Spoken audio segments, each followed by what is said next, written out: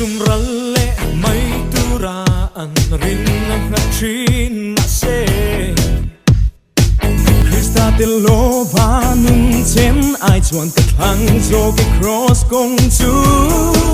na ta char ta Krista em thang re ka ngai to lo va thang song hi ling na oh chật qua na chuai ve ngai lo tu na ta char ta Krista em thang re ka ngai to lo va thang song hi ling na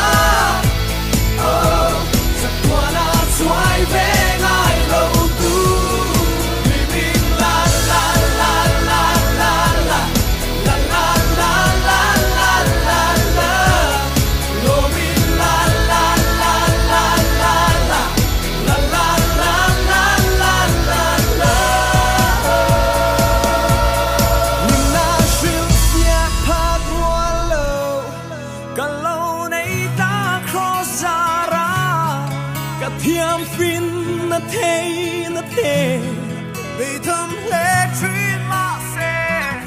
cả em kia mà mình đi lal pai thế na em kia mà ôm đê cả thiam fin na thế na giờ